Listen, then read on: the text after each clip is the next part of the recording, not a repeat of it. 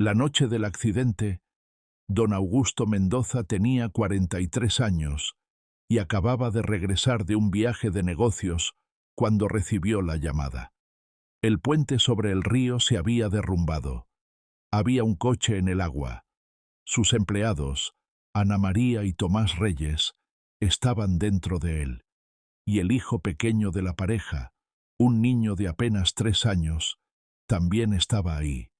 Augusto no esperó a los bomberos. Se zambulló en aquella agua helada de enero, en la oscuridad absoluta, guiado únicamente por los gritos cada vez más débiles. Cuando sus manos finalmente tocaron el metal retorcido del coche sumergido, el silencio ya se había apoderado de todo. Ana María estaba muerta, aún sujetando el cinturón de seguridad de su hijo con fuerza sobrehumana. Tomás estaba desplomado sobre el volante, y el niño, Mateo, estaba vivo de puro milagro, atrapado en el asiento trasero, temblando y llorando.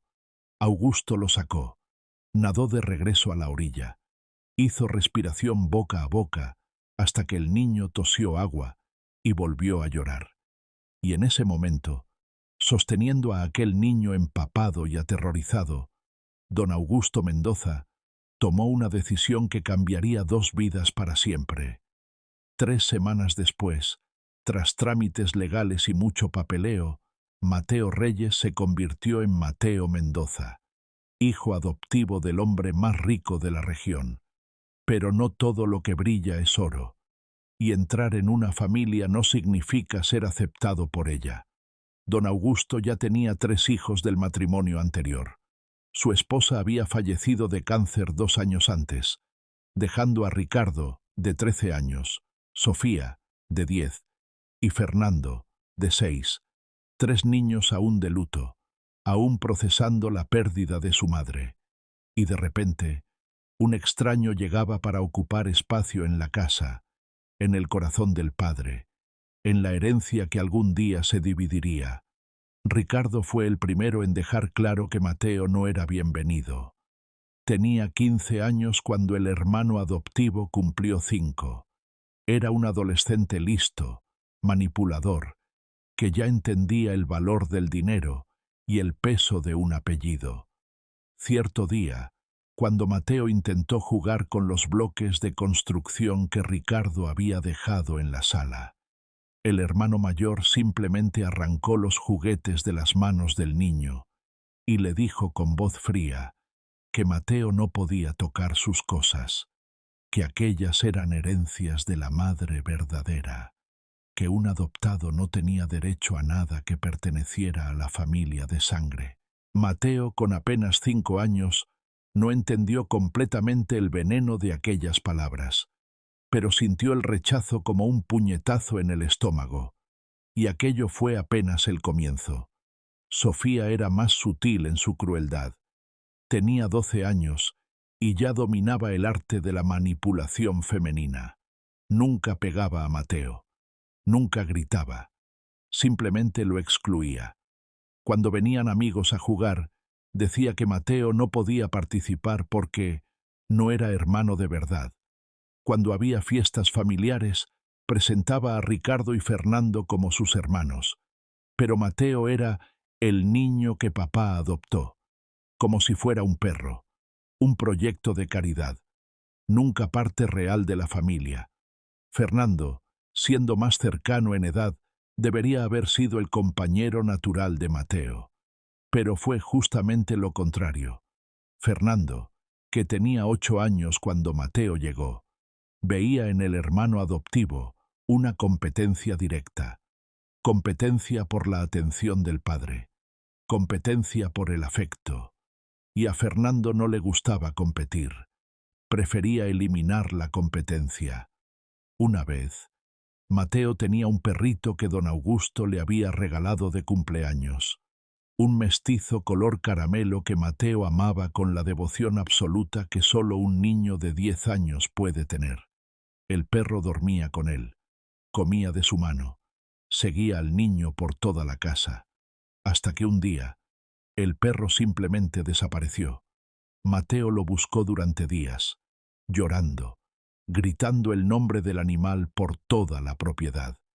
2 meses después, descubrió por accidente que Fernando había vendido el perro a un granjero de la región. Cuando Mateo confrontó al hermano, Fernando simplemente se encogió de hombros y dijo que no quería animal vagabundo en casa. Don Augusto, cuando lo descubrió, castigó a Fernando severamente, pero el daño estaba hecho, y ese fue el patrón durante los siguientes 15 años. Mateo creció en una casa donde lo tenía todo materialmente, pero nada emocionalmente.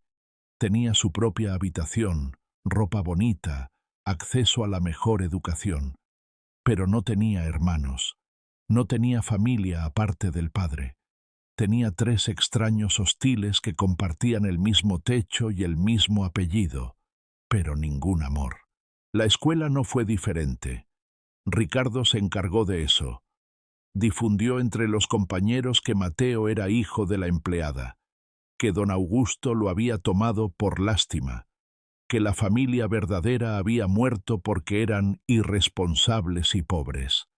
Los niños son crueles por naturaleza, y con munición así, hicieron de la vida escolar de Mateo un infierno silencioso. Hubo un episodio particularmente traumático cuando Mateo tenía 10 años. La escuela organizó un festival del Día del Padre, y cada niño debería presentar a su padre ante la clase. Mateo estaba emocionado. Preparó un discurso sobre don Augusto, sobre cómo era valiente y bondadoso. Pero cuando llegó su turno, un compañero gritó desde la audiencia que Mateo no tenía padre de verdad, que su padre verdadero había muerto ahogado porque conducía borracho. Toda la sala se rió. Don Augusto estaba presente.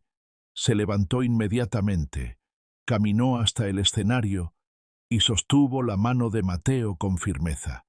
Dijo en voz alta y clara, para que todos escucharan, que Mateo era su hijo tanto como Ricardo, Sofía y Fernando, que cualquier persona que lo tratara diferente estaba faltándole el respeto a él, don Augusto Mendoza, y que no toleraría faltas de respeto. Fue un momento de defensa pública que debería haber sido reconfortante. Pero cuando regresaron a casa, Ricardo, Sofía y Fernando hicieron pagar a Mateo por aquello.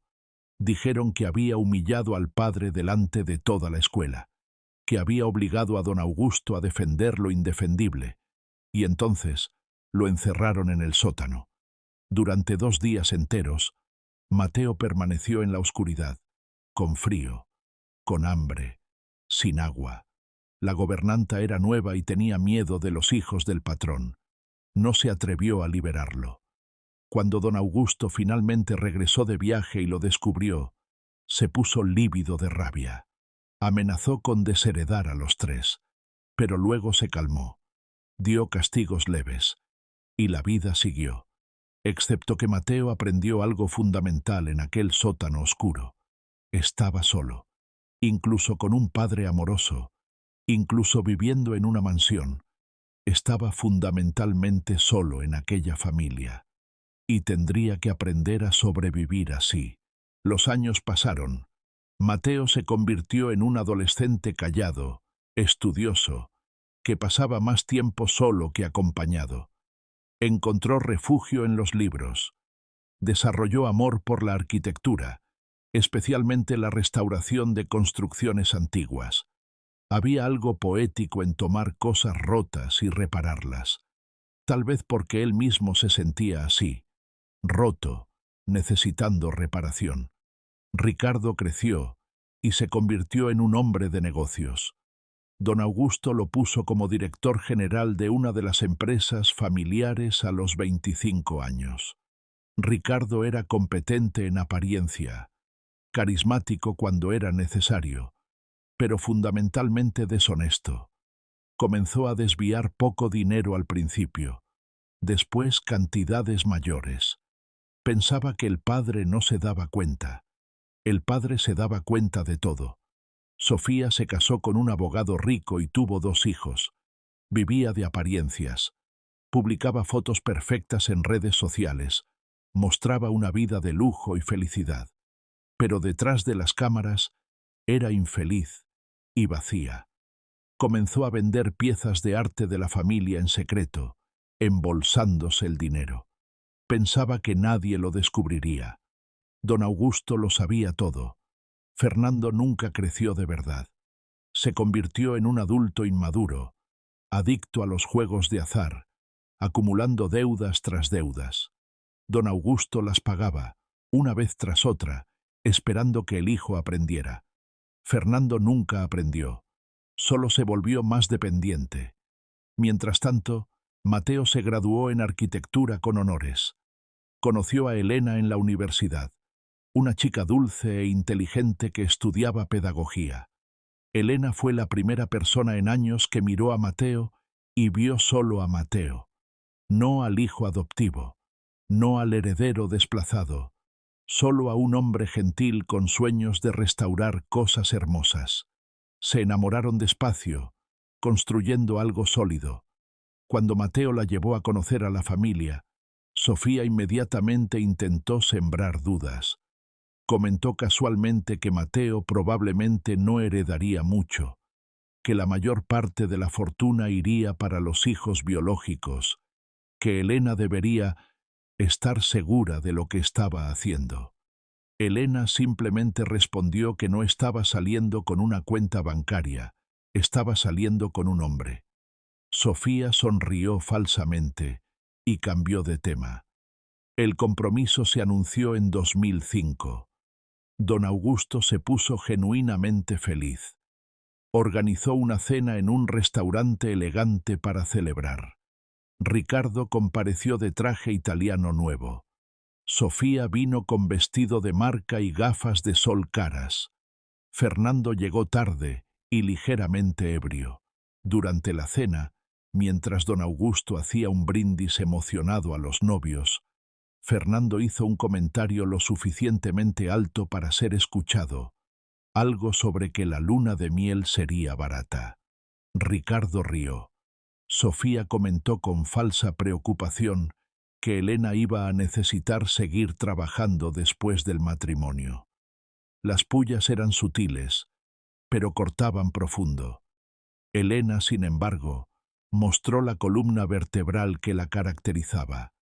Se levantó, miró a los tres hermanos y dijo con calma que había descubierto algo interesante sobre ellos. Habían heredado dinero, pero Mateo había heredado el carácter del padre, y que eso ningún testamento podría transferir. Entonces salió del restaurante con la cabeza en alto, con Mateo a su lado. Don Augusto se quedó atrás solo el tiempo de decirles a los tres hijos biológicos que eran una vergüenza para el nombre Mendoza. La boda tuvo lugar 6 meses después, simple y hermosa. Don Augusto caminó con Mateo hasta el altar, porque era el único padre que Mateo realmente había conocido. Ricardo, Sofía y Fernando no asistieron. Enviaron regalos caros y excusas vacías. La vida siguió. Mateo montó una pequeña oficina de arquitectura especializada en restauración. Elena dio clases en escuela pública. El dinero era justo, pero suficiente. Eran felices de una manera simple que los hermanos de Mateo, con toda su riqueza, nunca conocieron. Y entonces, en 2010, don Augusto fue diagnosticado con cáncer de páncreas, terminal. Los médicos le dieron 2 años de vida. Vivió 5, luchando cada día con una dignidad impresionante. Ricardo visitaba una vez al mes, siempre muy ocupado con negocios. Las visitas duraban 20 minutos y consistían principalmente en preguntas sobre el testamento y la división de empresas. Don Augusto respondía pacientemente, pero Mateo veía la decepción en los ojos del padre. Sofía aparecía para fechas especiales, siempre con fotógrafo particular, publicando en redes sociales sobre momentos preciosos con papá. Se quedaba el tiempo de la foto y se iba cuando el padre necesitaba cuidados prácticos. alegando que tenía compromisos ineludibles. Fernando prometía visitar la semana que viene, y nunca aparecía. Llamaba pidiendo dinero prestado, y colgaba cuando don Augusto intentaba conversar sobre asuntos serios. Mateo y Elena se mudaron a la casa del padre. Elena estaba embarazada del primer hijo, pero aún así cuidaba de don Augusto como si fuera su propio padre. Mateo le daba baños, cambiaba pañales de adulto, leía en voz alta cuando el dolor impedía al padre dormir. Pasaba noches enteras despierto, sosteniendo la mano del hombre que lo había salvado de aquella agua helada 30 años antes. Una madrugada de invierno, don Augusto llamó a Mateo para que se acercara.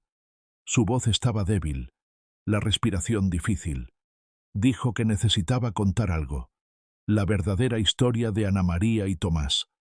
Don Augusto contó que la madre de Mateo había llegado a la hacienda embarazada y expulsada de casa, que la esposa de Augusto, bondadosa como era, había insistido en emplear a la chica, que Ana María había trabajado hasta el día antes de que Mateo naciera y había vuelto una semana después con el bebé atado a su espalda, que ella decía siempre que su hijo tendría educación, sin importar el sacrificio.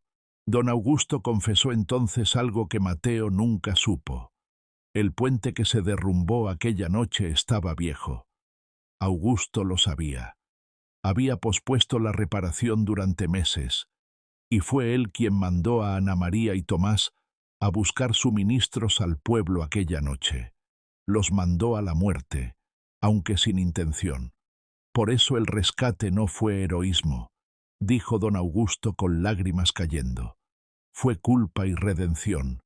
Fue lo mínimo que podía hacer. Pero cuando sacó a Mateo de aquella agua, cuando el niño agarró su cuello y dejó de llorar por primera vez en horas, algo cambió. Ya no era sobre culpa, era sobre amor. Amor verdadero, del tipo que no depende de sangre u obligación. Don Augusto dijo que nunca se arrepintió de adoptar a Mateo, que fue la mejor decisión que jamás tomó, que Mateo se había convertido en el hijo con el que siempre soñó, mientras los hijos de sangre se volvieron extraños movidos por la avaricia. Y entonces, con voz casi inaudible, don Augusto dio una instrucción extraña. Dijo que en la hacienda Santa Elena, una propiedad antigua que la familia poseyera, había una caja fuerte escondida debajo de la chimenea de la sala principal, que la combinación era la fecha de nacimiento de Mateo, que dentro había una carta, y que Mateo necesitaba confiar en él, incluso cuando pareciera que había sido olvidado, incluso cuando los hermanos se rieran, que todo tendría sentido en el momento adecuado. Mateo lo prometió. 3 días después, don Augusto Mendoza murió. Fue de madrugada, tranquilo, con Mateo sosteniendo una mano y Elena la otra. El nieto de 2 años, llamado Augusto en honor al abuelo, dormía en el regazo del padre. Ricardo, Sofía y Fernando llegaron a tiempo para el funeral, pero no para la despedida. La lectura del testamento tuvo lugar una semana después, en la oficina del doctor Salazar, abogado de la familia desde hacía 40 años. Ricardo llegó de traje italiano nuevo. Sofía usaba vestido de marca y gafas de sol caras. Fernando estaba visiblemente nervioso, probablemente por las deudas que lo estaban ahogando. El doctor Salazar leyó el testamento con voz neutra y profesional. Para Ricardo, 40% de las acciones de Mendoza Construcciones, el ático en Polanco, la casa de verano en Acapulco y una cuenta bancaria sustancial. Para Sofía, 30% de las acciones, la mansión en Coyoacán, las joyas de la difunta madre y otra cuenta bancaria. Para Fernando, 30% de las acciones, el condominio en Cancún, la colección de arte moderno y otra cuenta más.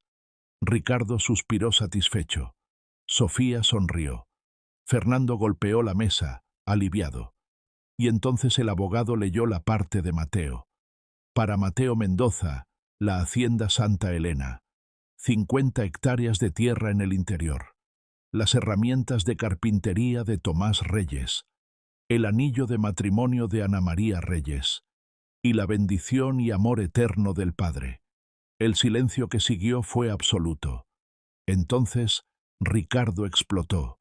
Se levantó furioso, gritando que aquello era absurdo, que eran solo herramientas viejas y un terreno abandonado, que el padre estaba claramente senil al final.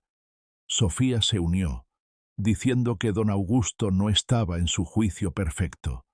Fernando exigió saber cómo un hijo adoptivo podía heredar cualquier cosa.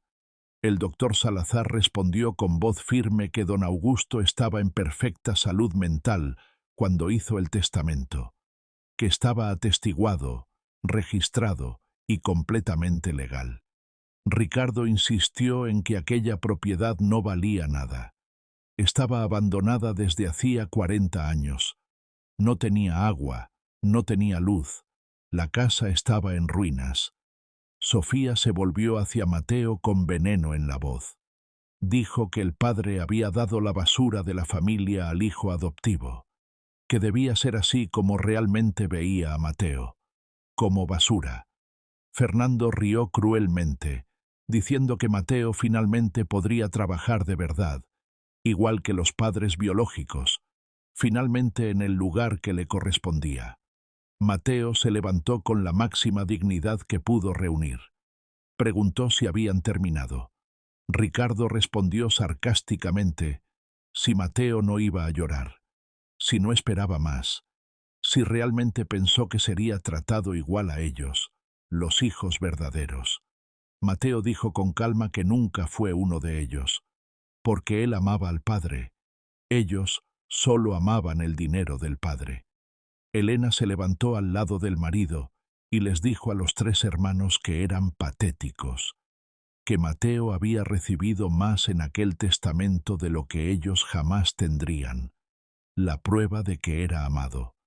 Entonces salieron de la oficina bajo las miradas de odio de los 3 hermanos. En el coche, volviendo a casa bajo lluvia fuerte, Mateo finalmente se derrumbó. Lloró por primera vez desde la muerte del padre.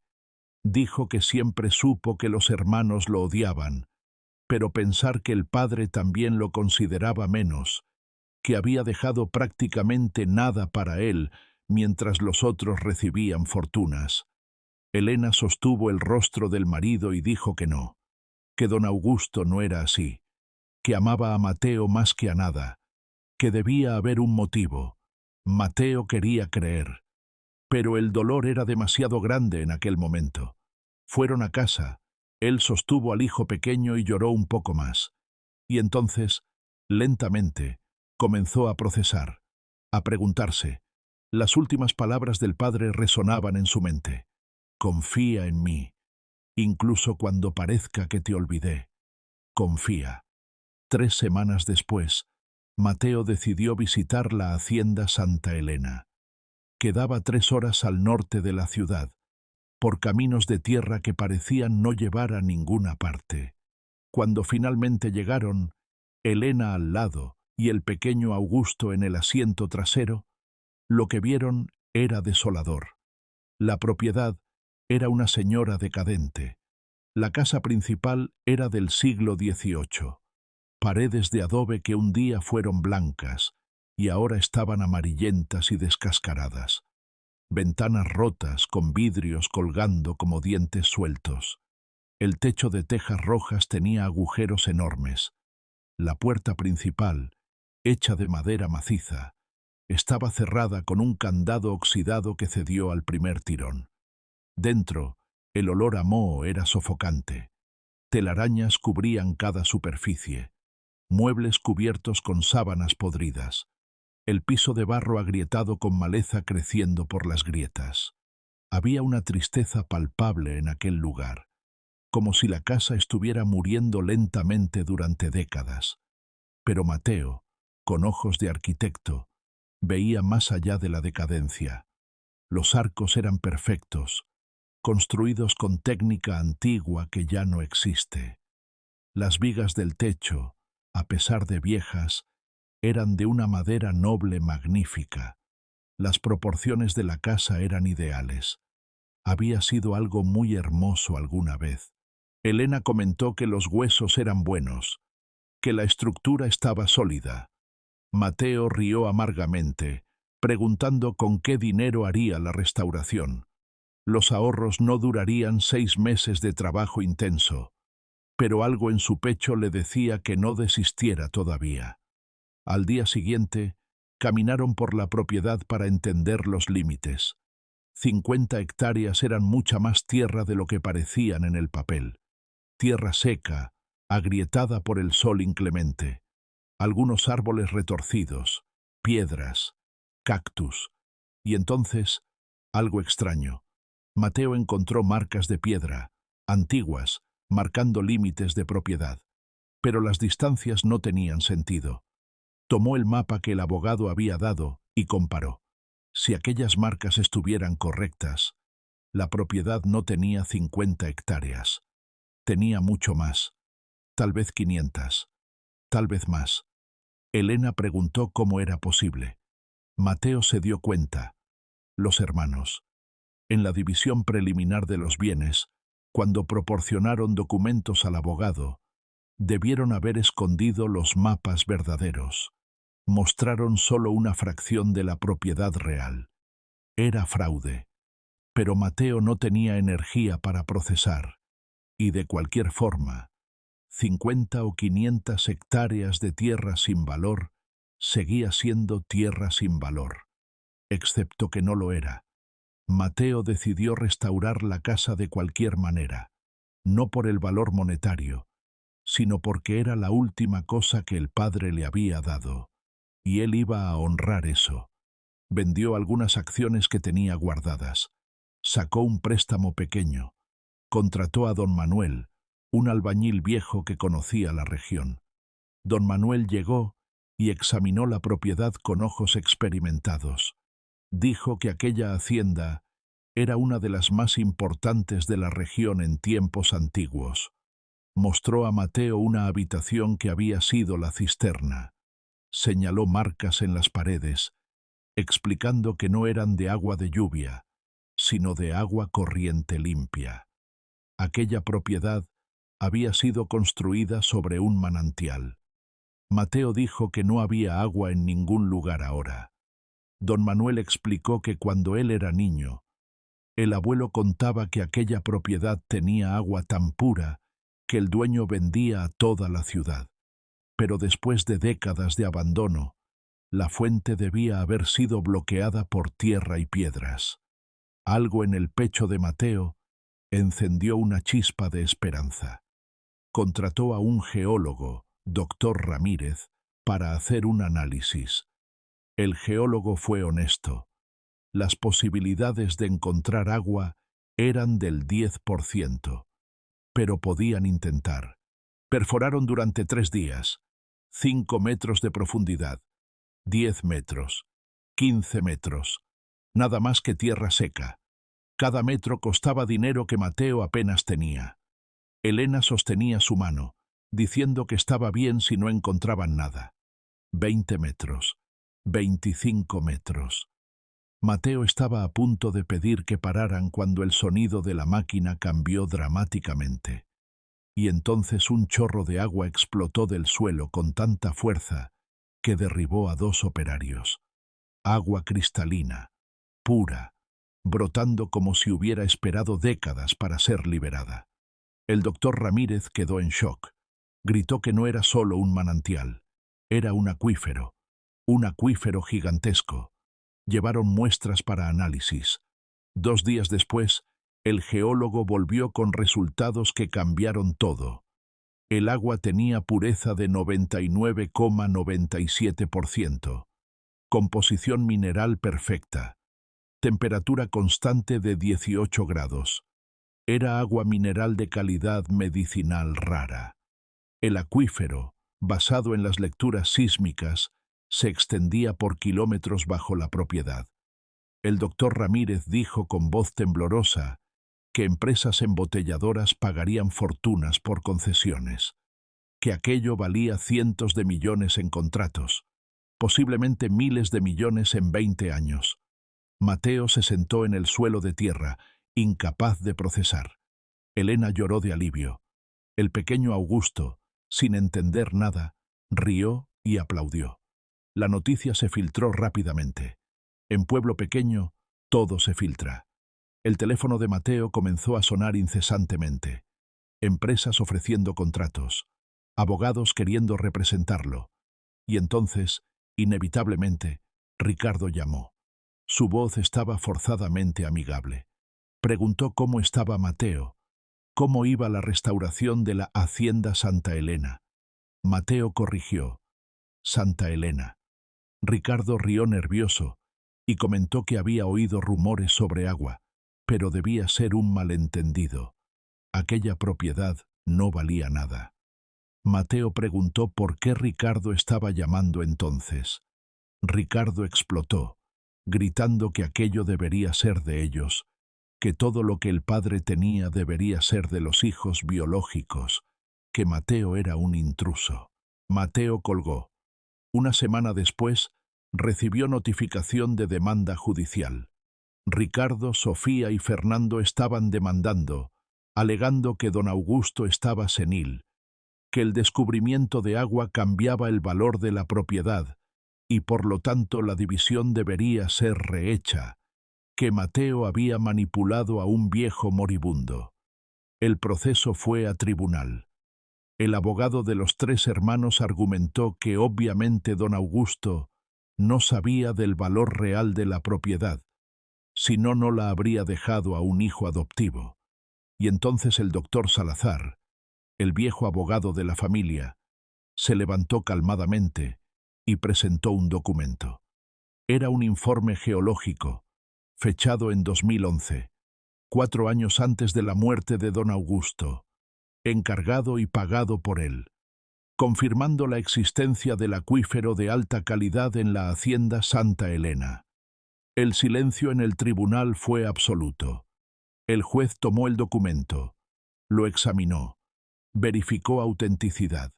El doctor Salazar dijo con voz clara: don Augusto lo sabía, sabía sobre el agua, sabía sobre el valor, y aun sabiendo, dejó la propiedad a Mateo, porque quiso. El proceso fue denegado. Los tres hermanos fueron condenados a pagar costas judiciales que los dejaron aún más endeudados. Pero la rabia de ellos solo creció. Mateo, mientras tanto, estaba construyendo algo extraordinario. Creó la empresa Aguas Mendoza Reyes, honrando a ambas familias que lo moldearon. Firmó contratos de embotellamiento. Comenzó a construir infraestructura. Y entonces, 6 meses después de encontrar el agua, mientras supervisaba la construcción de un pozo adicional, los operarios encontraron algo más: litio, depósitos masivos de litio, el oro blanco de la tecnología moderna, el elemento fundamental para baterías de coches eléctricos, celulares, computadoras. Y allí, bajo aquella tierra que los hermanos habían llamado basura, había una de las mayores reservas de litio de América Latina. Empresas internacionales comenzaron a pelear por la concesión. Tesla, Samsung, Apple. Ofertas llegaban diariamente. Mateo negoció cuidadosamente, manteniendo 60% de las acciones de minería para sí. En 2 años, la propiedad valía $8.000 millones. Mateo Mendoza, el hijo adoptivo despreciado, se convirtió en uno de los hombres más ricos de México. ¿Y sus hermanos? Bueno, el destino de ellos fue exactamente lo opuesto.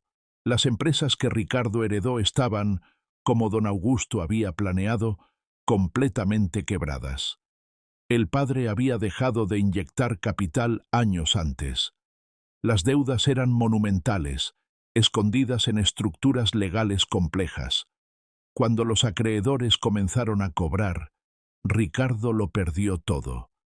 El ático en Polanco fue al banco. La casa de Acapulco fue vendida por una fracción del valor para pagar deudas. Las cuentas bancarias fueron congeladas. Ricardo intentó maniobras desesperadas. Vendió acciones podridas a inversionistas inexpertos, prometiendo retornos imposibles. Fue descubierto, procesado por estafa y fraude. Pasó 2 años en prisión. Cuando salió, tenía ficha criminal, reputación destruida, y nadie en el mundo de los negocios quería tocarlo. La esposa lo dejó, llevándose la mitad de la nada que quedó. Ricardo, a los 58 años, vivía en una habitación alquilada en barrio peligroso y conducía Uber en un coche viejo para sobrevivir. Sofía no le fue mejor. El banco tomó la mansión en Coyoacán cuando descubrieron que ella la había dado como garantía para préstamos que no podía pagar. La colección de joyas que heredó, descubrieron que ella había vendido las piezas originales años antes y las había sustituido por falsificaciones. Proceso por venta de arte falso, multa pesada, escándalo en redes sociales donde tanto publicaba su vida perfecta. El marido la dejó por una amante 20 años más joven, usando el escándalo como excusa para un divorcio conveniente. Los hijos, que habían sido criados en la riqueza y ahora veían a la madre caída, se alejaron, avergonzados. Sofía terminó viviendo en un apartamento minúsculo compartido con 3 compañeros, trabajando en call center por salario mínimo, atendiendo quejas de clientes furiosos 8 horas al día. Fernando fue el caso más trágico. Las deudas de juego habían llegado a 5 millones. Los usureros no perdonan. Le quebraron la pierna izquierda con un bate de béisbol como advertencia. Fernando quedó cojeando por el resto de su vida. Intentó suicidarse tomando demasiados medicamentos, pero despertó en el hospital 2 días después con el estómago lavado y cuenta médica que no podía pagar. Cayó en espiral de alcohol y drogas. El condominio en Cancún fue tomado. La colección de arte vendida por centavos en la desesperación. Fernando, a los 51 años, vivía en la calle a veces. Pedía limosna en semáforos. Tenía apariencia de hombre de 70 años. Cuerpo destruido por décadas de abuso. Y fue en ese estado que los 3 intentaron, por primera vez, pedir ayuda a Mateo. Ricardo apareció primero, 3 años después de que Mateo se hiciera rico. Pidió hablar. Le dijo a la secretaria que era hermano. Mateo, por alguna curiosidad mórbida, mandó subir. Ricardo entró en la oficina de vidrio en el piso 40 como un fantasma. Traje viejo y mal ajustado. Cabello grisáceo despeinado. Ojeras profundas. Olía a desesperación. Intentó comenzar con conversación casual, elogiando la oficina, diciendo que el padre estaría orgulloso. Mateo cortó directo. ¿Qué quería? Ricardo tragó saliva y dijo que venía a proponer una asociación de negocios, que tenía contactos, experiencia en gestión, conocía el mercado. Mateo señaló que Ricardo tenía ficha criminal por fraude. Ricardo rió nervioso y dijo que fue un malentendido. Entonces fue directo al punto. Necesitaba un préstamo de 500.000 para comenzar un negocio. Mateo dijo no. Ricardo parpadeó, como si no hubiera oído bien. Preguntó, ¿cómo no? Él era hermano. Y entonces Mateo se levantó. Preguntó dónde estaba ese hermano cuando él tenía 8 años, y fue encerrado en el sótano por 2 días.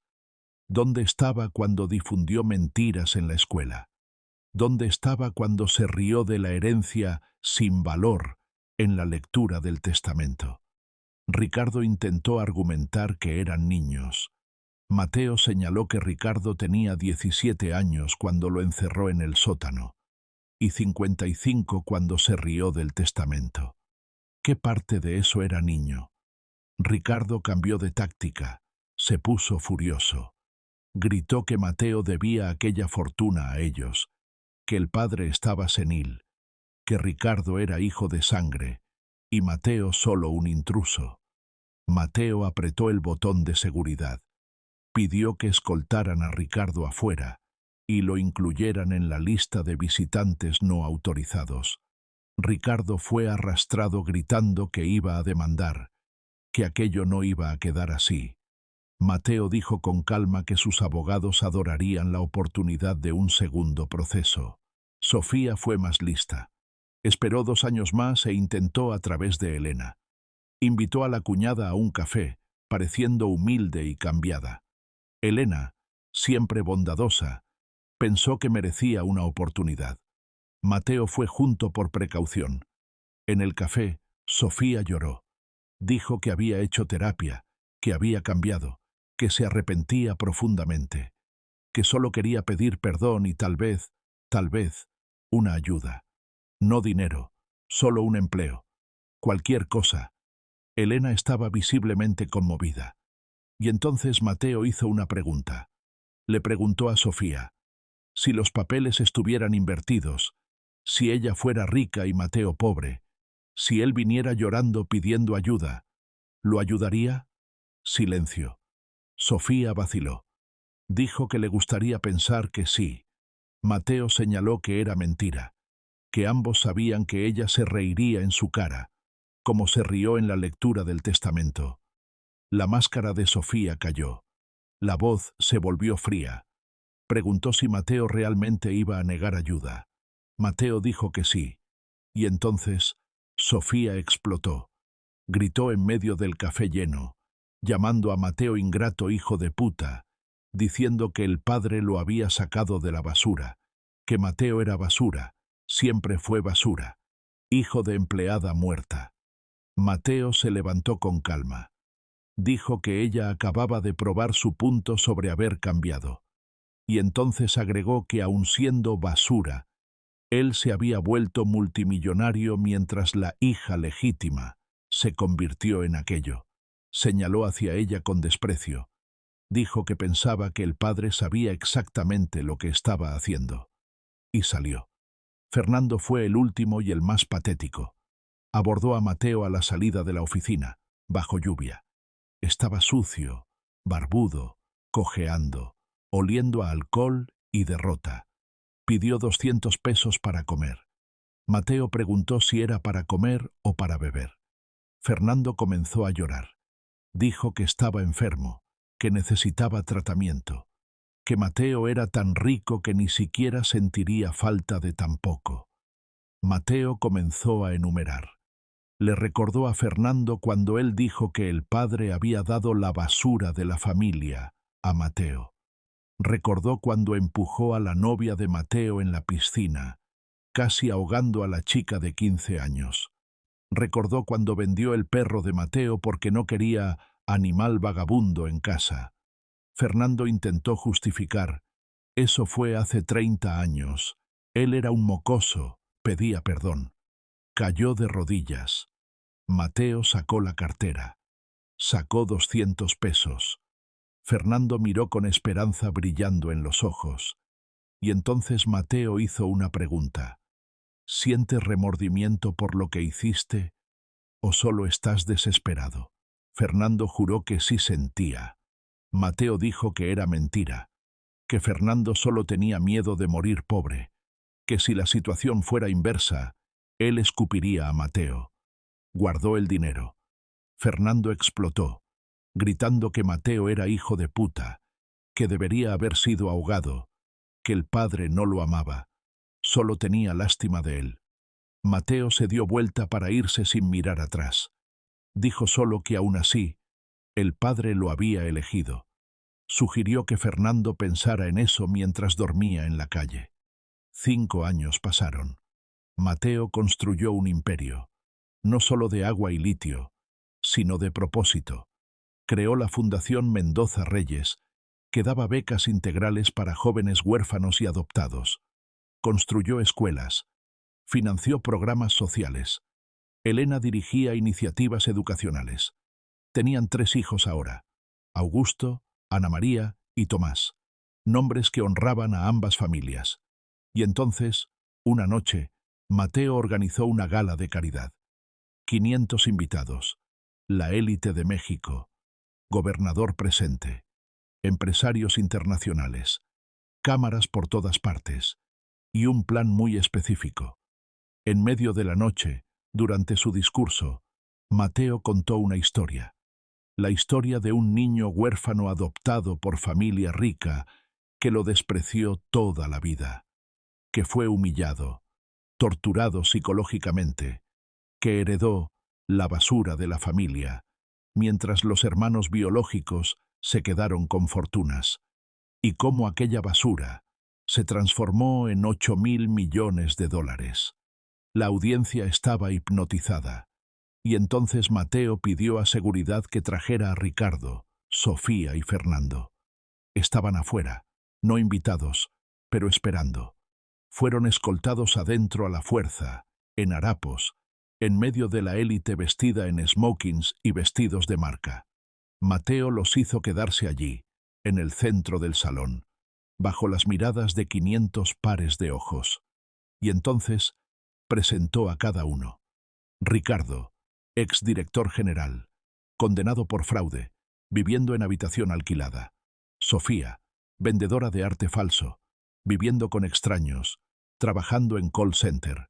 Fernando, adicto, habitante de calle, cuerpo destruido. La audiencia estaba en shock. Ricardo gritó que aquello era humillación pública. Mateo respondió con calma que ellos habían pasado 40 años humillándolo, que aquellos eran solo 5 minutos. Matemática simple. Sofía gritó que eran familia. Mateo dijo que no, que eran 3 extraños que compartían el apellido del padre, que su verdadera familia era Elena, los hijos, los huérfanos que ayudaba. Y entonces vino el golpe final. Mateo ofreció a los 3 un trabajo. 3 horas sirviendo canapés, recogiendo vasos, limpiando mesas en la gala. A cambio, $500 cada uno. O podían salir con nada. La elección era de ellos. La humillación en sus rostros era palpable. Pero necesitaban el dinero. Aceptaron. Trabajaron aquellas 3 horas bajo las miradas de lástima y escarnio de 500 invitados. Cámaras clicando todo el tiempo. Aquello estaría en todos los periódicos al día siguiente. Al final de la noche, cuando fueron a recibir el pago, descubrieron que los $500 estaban en monedas de $1, sacos pesados que tendrían que cargar. La última humillación. Pero no terminó ahí. Seguridad reportó que Fernando había intentado robar una botella de whisky, que Ricardo estaba intentando convencer a invitados de invertir en esquemas dudosos, que Sofía fue vista intentando robar joyas de una señora en el baño. Incluso allí, en el fondo del pozo, aún intentaban sacar ventaja. Mateo mandó llamar a la policía. Elena intentó disuadirlo, pero él fue firme. Dijo que nunca cambiarían, que no iba a perder más energía con ellos. Los 3 fueron arrestados por intento de robo. 60 días de cárcel cada uno. Cuando salieron, intentaron una última vez. Aparecieron frente a Mateo diciendo que habían aprendido la lección, que estaban arrepentidos de verdad. Mateo preguntó cuántas veces tendrían esa conversación. Dijo que fueron arrestados por intentar robar en su gala, después de todas las oportunidades que tuvieron. Y entonces contó lo que estaba en la carta final del padre. Don Augusto había escrito que los hermanos irían a suplicar por ayuda, que Mateo querría ayudar, porque tenía buen corazón, pero que debería observar primero. Si mostraban remordimiento genuino, ayudara. Si mostraban solo interés propio, no ayudara. Porque algunas personas no quieren ser salvadas, quieren solo ser rescatadas de las consecuencias de sus elecciones. Mateo dijo que ellos probaron, repetidamente, ser el segundo tipo. Ricardo preguntó si era eso, si iban a morir en la miseria. Mateo dijo que no sabía y no le importaba, que ellos tuvieron privilegios toda la vida y los tiraron, que él tuvo nada y construyó todo, que no era destino, era elección. Fernando gritó que el padre estaría avergonzado de Mateo. Mateo se detuvo, se dio vuelta lentamente, sacó un papel del bolsillo y leyó la última línea de la carta del padre. Si aún están quejándose de que no los ayudaste, en vez de agradecer todo lo que tuvieron, entonces acertaste. Déjalos ir. Algunas personas son lecciones, no familia. Mateo dobló el papel. Dijo que ellos eran su lección, sobre lo que no ser, y por eso estaba agradecido. Se dio vuelta y salió. Los tres se quedaron gritando que se arrepentiría, que aquello no había terminado. Mateo dijo sin volverse que para él había terminado hacía mucho tiempo. 10 años pasaron desde aquel día. La vida de Mateo estaba completa de formas que el dinero no puede comprar. 3 hijos creciendo sanos y amados, matrimonio sólido con Elena, aún tan enamorados como el primer día, empresa prosperando, fundación que ya había ayudado a 5.000 jóvenes huérfanos a tener acceso a educación y oportunidades. ¿Y los hermanos? Ricardo murió a los 62 años de derrame cerebral, solo en su apartamento vagabundo. El cuerpo fue encontrado 3 días después por vecinos que sintieron el olor. Funeral pagado por la alcaldía. 4 personas presentes, ningún familiar. Mateo no fue. Envió flores sin nombre. Sofía aún vive, en un asilo de caridad. Los hijos nunca la visitan. Está amargada, quejándose a cualquiera que escuche sobre el hermano multimillonario cruel que la abandonó. Nadie le cree. Las enfermeras piensan que es demencia, invenciones de mente senil. Irónicamente, Mateo paga el asilo anónimamente, a través de un fondo de caridad. Sofía nunca lo descubrió. Moriría furiosa si supiera que debe la supervivencia a la basura hijo de empleada. Fernando murió a los 58 de cirrosis hepática.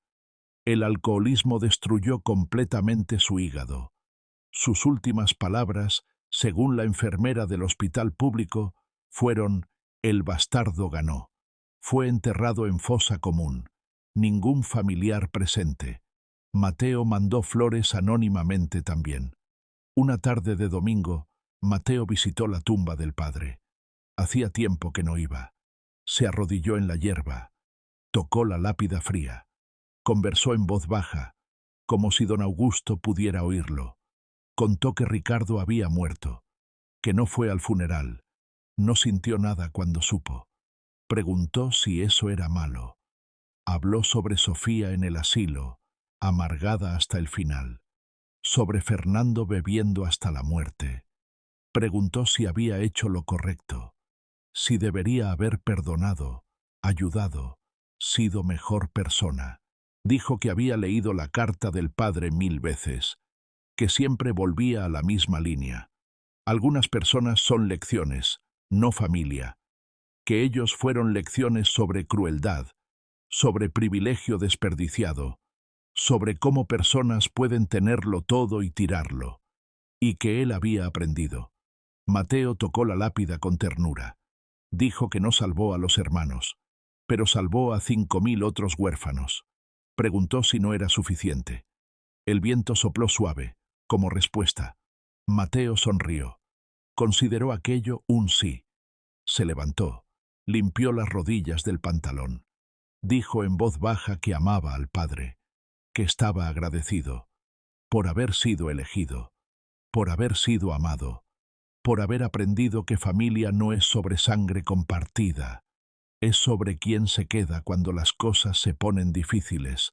Los hermanos nunca se quedaron, pero don Augusto se quedó, Elena se quedó, los hijos se quedan, y eso era más que suficiente. Mateo caminó de regreso al coche donde Elena y los niños esperaban. Augusto Jr. tenía 15 años ahora, y estaba jugando pelota con las hermanas menores. Ana María dibujaba en su cuaderno, talento artístico heredado no se sabe de dónde. Tomás estaba leyendo, siempre leyendo, curioso sobre todo. Elena preguntó si estaba todo bien.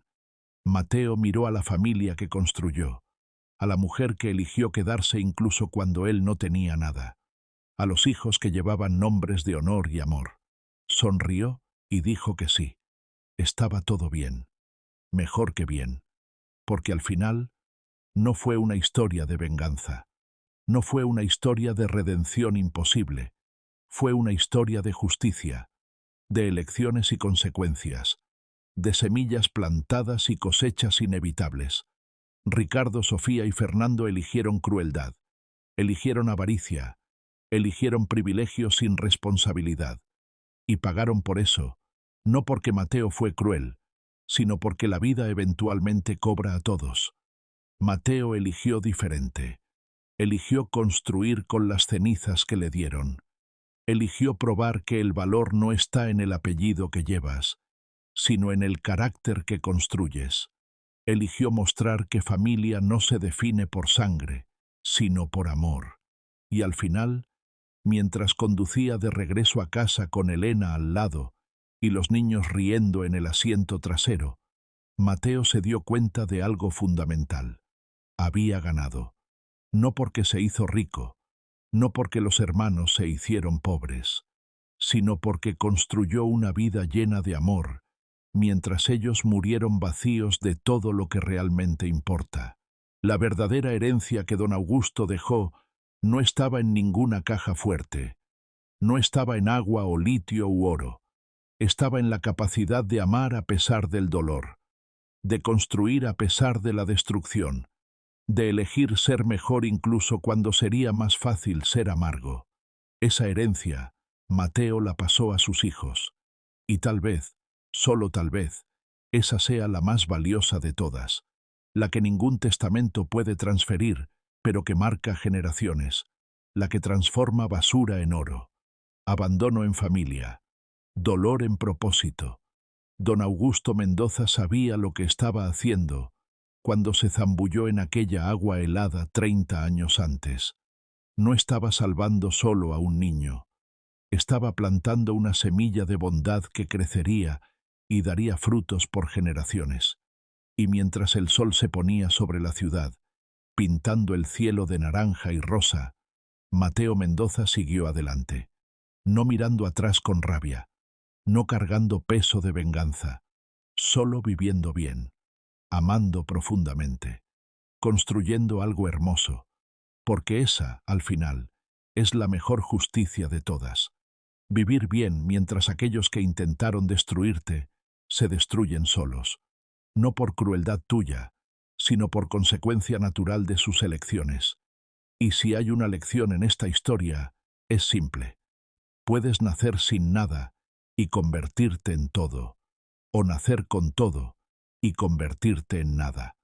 No es sobre lo que te dan al principio, es sobre lo que eliges construir con eso.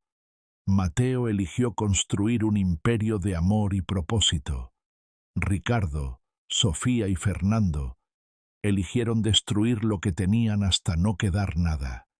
Y la vida, justa como solo ella puede ser, dio a cada uno exactamente lo que merecían.